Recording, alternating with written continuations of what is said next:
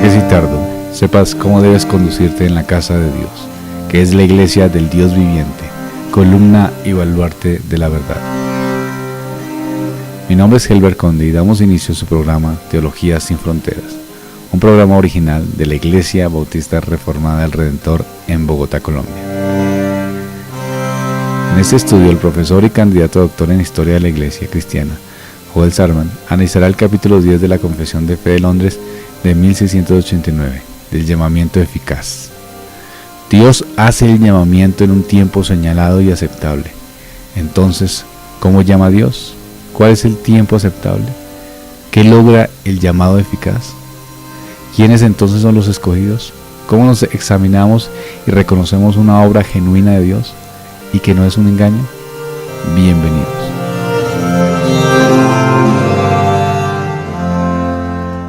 Confesión Bautista de Londres de 1689, capítulo 10, del llamamiento eficaz. Dice así el primer párrafo de la confesión, del capítulo 10 de la confesión. Aquellos a quienes Dios ha predestinado para vida, tiene a bien en su tiempo señalado y aceptable llamar eficazmente por su palabra y espíritu, sacándolos del estado de pecado y muerte en que están por naturaleza, y llevándolos a la gracia y la salvación por Jesucristo, iluminando de modo espiritual y salvador sus mentes, a fin de que comprendan las cosas de Dios, quitándoles el corazón de piedra y dándoles un corazón de carne, renovando sus voluntades y, por su poder omnipotente, induciéndoles a querer hacer lo bueno, y llevándoles eficazmente a Jesucristo, pero de modo que acuden a Él con total libertad, habiendo recibido por la gracia de Dios la disposición para hacerlo. La confesión afirma lo que ya dijo antes. Eternamente Dios ha decretado, y su decreto incluye una predestinación para vida. Dios escoge, Dios destina a algunos seres humanos para vida. Estamos hablando ahora, en el llamamiento eficaz, del resultado temporal de este decreto eterno. Dios hace el llamado en un tiempo señalado y aceptable. Dios también señala el tiempo, pues Él lo decreta. ¿Por qué dice que es aceptable? Aceptable a Dios según su plan total. Creo que es lo que quiere decir. O sea, Dios nunca hace las cosas espontáneamente. Dios no está inventando todo en este momento. Dios no existe en una forma temporal, no aumenta, no disminuye, no cambia. No le ocurren las cosas de un ser temporal. Dios sí opera sobre nuestras vidas temporales y escoge para nosotros los tiempos propicios. Cuando tú seas glorificado, te vas a dar cuenta, yo creo, que todos los momentos de tu vida fueron organizados por Dios para tu bien. Esto parece increíble ahora. Lo sé, pero yo sí creo que Dios tiene este nivel de control. Lo enseña la Biblia. El tiempo puede ser uno de larga duración. Puede que Dios use un sermón para convertir a una persona ahí mismo, en ese momento, o una serie de eventos a través de las cuales obra. En el momento que Dios ha indicado, sea de un minuto o de mucho tiempo, Dios llama. ¿Cómo llama Dios? Dios llama por su palabra, que es la Biblia, y Dios llama por su Espíritu, que acompaña la palabra. ¿Por qué afirmamos esto? ¿Por qué afirmamos estas dos cosas? Ya había surgido quienes separaban la obra eficaz del Espíritu de la palabra en esos tiempos, en los 1600 y pico.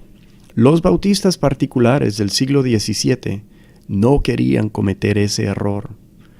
¿Acaso está limitado el Espíritu a solo usar la Biblia? Pues en cuanto al llamado eficaz, lo está. No por falta de capacidad, sino porque ha soberanamente escogido usar este medio. ¿Sí? Si Él nos revela que ese es el medio que Él usa, entonces vamos a afirmar que así lo hace, porque no nos ha revelado otra cosa. La fe, dice la Biblia, viene por el oír, y el oír por la palabra de Dios. Aquí vemos una cadena: fe, oír, palabra. ¿Qué es la fe? Es la fe salvadora. ¿Qué es el oír? ¿Será que un sordo no puede oír? No, es la actividad de recibir por los sentidos, Un sordo puede leer, un ciego puede oír. El oído es una metáfora para la recepción a través de los sentidos humanos de algo. ¿Qué es la palabra? Lo que leemos y escuchamos cuando se lee y se proclama la Biblia. Lo que afirma la confesión es que es necesario en este proceso una intervención divina. No es sencillamente un ser humano leyendo o escuchando, es un ser humano sobre el cual obra el Espíritu cuando lee o escucha, dando un resultado que le llamamos el llamado eficaz. ¿Por qué se dice que es eficaz? Porque cuando el Espíritu llama, logra lo que busca. Es gracia irresistible, es decir, no se resiste ninguno sobre el cual opera. El Espíritu persuade, pero esa persuasión es eficaz, es persuasiva. Y es lo que nunca puede suplir un agente humano. Un predicador pide siempre la ayuda de Dios al predicar, porque sin ella no puede lograr lo que tiene que lograr su predicación. Un predicador se basa en las Escrituras y no predica otra cosa, ya que a través de la palabra y el Espíritu Dios obra este llamado eficaz del Evangelio. Hay mucho control de los conceptos y entendimiento de la teología en esta forma de expresarlo. Eso es bueno. Recordemos, palabra y Espíritu van juntos. ¿Qué logra el llamado eficaz? Saca al ser humano del estado de pecado y muerte. Aquí estamos hablando de estados, ¿sí? La confesión dice el estado de pecado y muerte. Estas son las clasificaciones que maneja. Ya no se clasifica la persona como pecador o muerto. Y es importante entender esto para interpretar a veces la Biblia. ¿Cómo habla de justos? Por ejemplo, la Biblia, si todos los seres humanos, hasta los cristianos, pecan. ¿Cómo dice que son justos? Que Job fue justo. Han salido de este estado. Ya no son ante Dios pecadores, aunque pecan. La muerte es el castigo del pecado. Aunque estemos vivos, estamos en un estado legal de muertos por haber pecado. El llamado viene y nos saca de este estado, no para que no podamos morir físicamente, sino para que teniendo un estado de vida, seamos resucitados a vida eterna.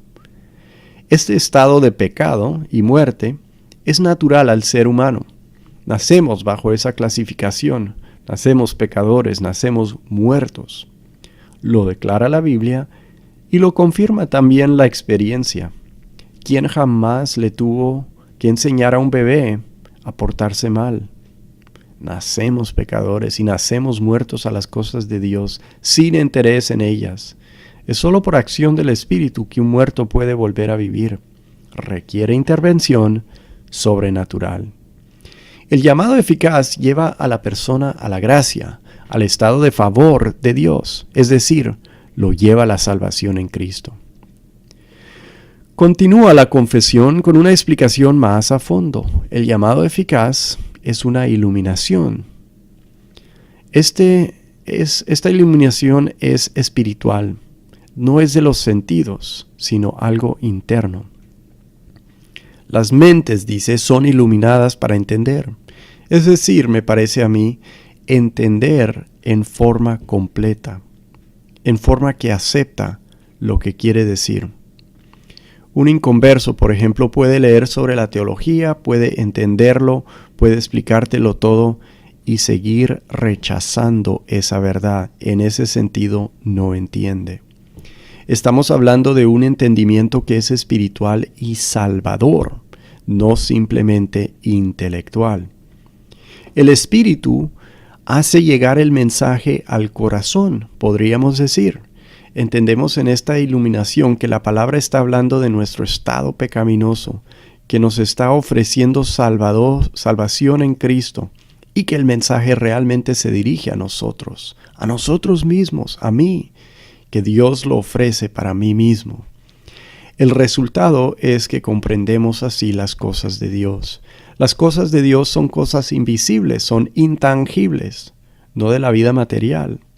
Nos podemos distraer con trabajo, hambre, transporte, la vida común y corriente, pero las cosas de Dios nos hablan de lo que no es material, nuestros deseos pecaminosos, la justicia de Dios, su ley, el juicio venidero, la muerte, el cielo y el infierno.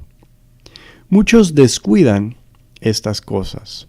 El espíritu y el hombre natural siempre hace eso, pero el espíritu las hace llegar como realidades.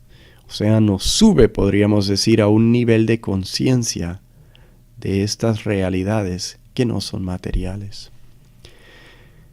Dice también la confesión que nos quita el corazón de piedra. ¿Qué es un corazón de piedra? Es una insensibilidad a lo que debemos desear y anhelar. Es una falta de afecto por Dios y sus caminos. Naturalmente nacemos con este corazón de piedra. Es el resultado de la caída en Edén. Es lo que resulta por estar en un estado de muerte. Un muerto no es sensible. El llamado eficaz conduce a la renovación del corazón, para que sea como deba ser, uno de carne, uno que responde, que vive, que siente, en el sentido espiritual. Esto habla de nuestros deseos y anhelos por el Dios viviente. Dios también, o dice también que Dios renueva la voluntad. La voluntad quiere mal. Naturalmente quiere el mal, o no quiere las cosas bien, no quiere el bien como debe ser. Y es ahora renovada para querer mejor y mejorar hasta querer perfectamente. Aquí, con el llamado eficaz, estamos hablando de poder querer la salvación ofrecida en Cristo, que es el bien que todo pecador más necesita y más debe querer. El llamado eficaz te da el entender lo que es esto, para que lo aceptes. Esto tiene que ser hecho por un poder omnipotente. Y la soberanía de Dios se coordina con su omnipotencia. Él hace lo que quiere porque solo Él tiene el poder para hacer todo lo que Él quiere. Y entendemos que no tenemos el poder para salvarnos nosotros mismos, ni porque quisiéramos de nuestra propia voluntad. Dios es el que obra tanto el querer como el hacer. Él dirige este poder a un cambio difícil, inducirnos a lo que es bueno, el bien que necesitamos, que es Cristo. Pero, también dice la confesión, de modo que van con total libertad. Es decir, la operación de Dios es tan profunda que cambia el deseo de un pecador para que de buena voluntad, con ganas, llegue a Cristo. Dios cambia la disposición y lo hace por su Espíritu y su palabra. Este es el poder de Dios. Dios no lo hace por compulsión externa, sino que obra en el íntimo, en el ser íntimo de cada persona que cree, transformando su corazón de piedra, guiándole, persuadiéndole, haciendo lo necesario para que quiera clamar a Cristo, y este es su llamado eficaz. Quiero notar aquí que si esto es verdad, que con total libertad llegan a Cristo por el modo persuasivo por el que obra Dios, esto tiene varias implicaciones. Vamos a ser sensibles a los que expresan interés, exponerlos a lo que dice la Biblia, orar por ellos, ayudarles con sus preguntas. No vamos a manipular a la gente, buscar nosotros por nuestras fuerzas o una fuerza externa hacer que de algún modo crean. Dios es el que persuade. Tú usas la palabra. Úsala con toda fidelidad, precisión, integridad posible para que les des la pura palabra, porque eso es lo que usa Dios. Ora que el Espíritu de Dios bendiga tus esfuerzos y descansa en Él. Al fin, no existe persuasión humana que salve a ninguno. Solo hay una persuasión divina. Hay que recordar que esta actividad de Dios es misteriosa. Nos dice que Él usa el Espíritu y su palabra, pero como operan en cada caso individual, no siempre es obvio. ¿Esto qué consecuencia tiene para nosotros? Pues que debemos proclamar con fidelidad la palabra, esperando que el Espíritu la use, porque Él ha dicho que así obra. Y oremos para que Dios soberanamente obre. Esta enseñanza nos hace depender de Dios. Y con esto demuestra que es verdadera y pura religión. ¿Qué es verdadera y pura religión? Pues depender de Dios y hacer lo que Él dice. Capítulo 10 y párrafo 2 de la confesión dice: este llamamiento eficaz proviene exclusivamente de la gracia libre y especial de Dios, no de ninguna cosa prevista por el hombre, ni por ningún poder o instrumentalidad en la criatura, siendo en esto enteramente pasivo al estar muerto en delitos y pecados, hasta que es vivificado y renovado por el Espíritu Santo. Es capacitado de este modo para responder a este llamamiento y para recibir la gracia de que éste ofrece y transmite. Y esto por un poder no menor que el que resucitó a Cristo de los muertos. Aquí afirma la confesión que el que recibe el llamado realmente no colabora. Dios, dice, es el que obra, y el que recibe el llamado es enteramente pasivo. Obviamente responde porque es eficaz la llamada, pero es por una obra de Dios y no por un hecho propio que responde. ¿Cómo responde la confesión a la pregunta: ¿hay algo especial previsto en las personas que Dios llama? Dice que no lo hay. No hay mérito, no hay bondad, no hay don, no hay nada. Por eso dice que viene exclusivamente de la gracia de Dios. La gracia de Dios es libre. No es un deber que Dios tiene. No hay un mérito que la invoca. Y es especial. Esta es la gracia que tiene beneficios eternos. Especial en este sentido. Se contrasta con la gracia común, que da beneficios temporales a todo mundo, hasta los inconversos, como lo es la lluvia. La gracia especial da beneficios eternos a los escogidos. Es salvadora esa gracia. ¿Será que Dios escoge a alguien porque le ve posibilidades? No. ¿Será que Dios escoge a alguien porque tienen poderes como la simpatía, la amabilidad, la bondad, el intelecto, fuerza, compasión o algo así? No. Así solemos pensar, ¿verdad? Pero esa es la religión natural. Cuando pensamos que Dios nos escoge, pues por mi intelecto, por mi fuerza, por mi amabilidad. Pero eso es religión falsa. ¿Será que Dios ve que alguien vaya a escogerle de por sí? No. No traemos nada, no respondemos solos. Somos, como dice la confesión, enteramente pasivos. Es decir, muertos, sin poder responder a Dios y en un estado de solo poder hacer delitos y pecados, que no nos ganan ningún favor de Dios. La confesión aclara que esta pasividad es inhabilidad total del poder responder a Dios. Y la confesión aclara que esta pasividad, esta inhabilidad total de poder responder a Dios dura solo hasta que Él nos vivifica y nos renueva por el Espíritu Santo. Un creyente tiene este gran bien, responde a Dios, está ya vivo, puede quererle, anhelarle, obedecerle, buscarle, todo. La confesión afirma que una vez llamado eficazmente, el ser humano responde. Dios obra primero, Dios cambia algo, Dios regenera y da vida al muerto. ¿Y qué sucede? Pues respondes en fe. Y afirma la confesión que este gran poder no es menor al que resucitó a Cristo.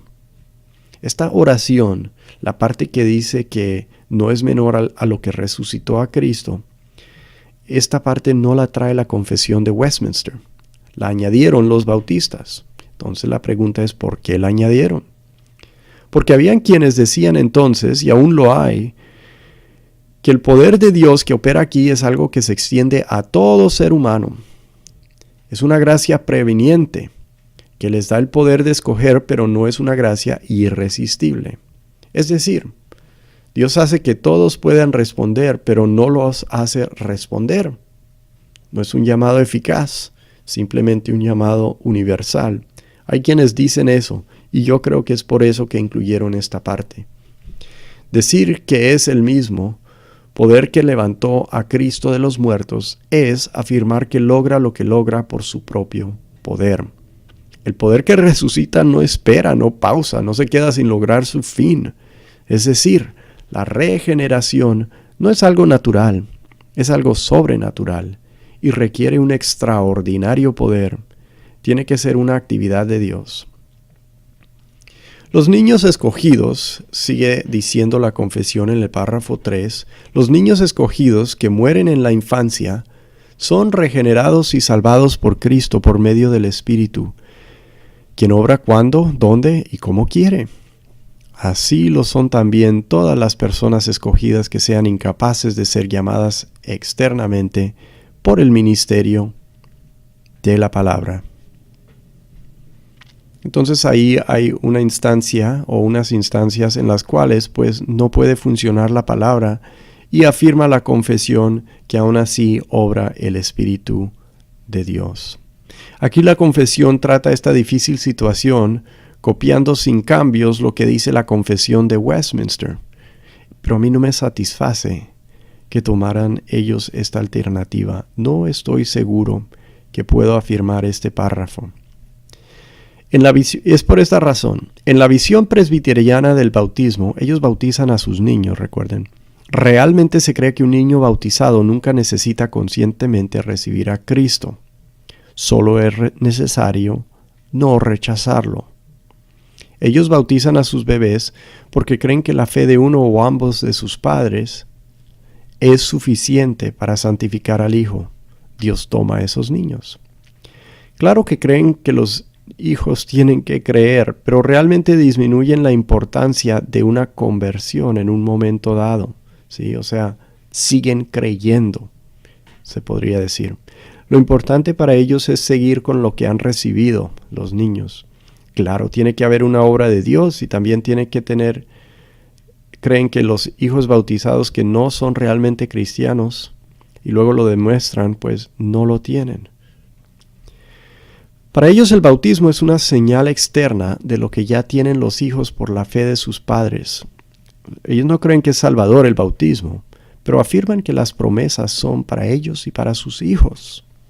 Entonces, si un hijo muere, que es de padres creyentes, ellos suelen afirmar que porque la salvación es para nosotros y nuestros hijos, el niño no habiéndose apartado del cristianismo, es salvo. Yo lo digo, explico todo esto porque para un bautista pues no es así. No bautizamos a los bebés de creyentes, bautizamos solo a aquel que pueda dar una buena profesión de fe personal. Y por eso no me parece que tenemos la misma idea que el presbiteriano, y es algo problemático para mí por eso este párrafo. No creo que descansa sobre el mismo fundamento teológico en el contexto bautista que lo hace en la confesión de Westminster, que es un contexto presbiteriano. Pero quizás estoy equivocado. La verdad, meter la palabra escogidos es agregar, a mi parecer, más de lo que dice la Biblia. Tenemos poderosos motivos sentimentales para hacerlo, pero no debemos basar la teología en lo que sentimos. Si quitas la palabra escogidos, por otro lado, pues ese párrafo solo afirma que todos los niños que mueren en infancia son salvos, y no creo que eso es algo que la Biblia deja tan claro que lo podamos afirmar. Es verdad lo que dice el párrafo, que el Espíritu obra cuando y dónde y cuando quiere. Pero tiene además que afirmar que obra aparte de la palabra en estos casos, ya que los infantes ya no pueden oír, leer, entender ni nada. Puede que esto sea, ¿sí? Esto puede ser, a la misma vez, sin confirmación autoritativa de las Escrituras. Pues no tiene que ser. Es decir, creo que nos lo imaginamos cuando lo afirmamos, por lo menos dentro de nuestro contexto. Dentro del contexto presbiteriano no se lo imaginan, lo infieren de su teología, es una inferencia de su teología, de su entendimiento del bautismo. Pero nosotros los bautistas que tenemos un entendimiento distinto del bautismo, pues no sé si realmente tenemos teología que apoye esta enseñanza. ¿Qué hacemos? ¿Cómo resolvemos esta situación de la que habla el párrafo, sino el tema del párrafo? Bueno, pues yo creo que hay que dejarlo en manos de Dios. Es un misterio. Yo no quiero decirle a nadie que su bebé está en el infierno. Y no creo que hay que hacerlo. A la misma vez no creo que me pertenece asegurarle que están en el cielo. No tengo base para hacerlo. ¿Qué hago? Lo dejo en manos de Dios. Dios hará lo correcto. Dios hará lo bueno y lo justo, sea lo que sea. Esto es una parte de la vida de la fe. Hay que descansar no en tener la respuesta, pero en el hecho que Dios sí tiene la respuesta. Dios da a los hijos y Él los quita. Dios tiene sus soberanos propósitos. Cuando no nos muestra su propósito, no estoy seguro que debemos ingeniarlo. No obstante todo esto, aquí en este tercer párrafo lo que se busca lograr y se logra es afirmar que ninguno es salvo sin que Dios opere. No hay inocencia original.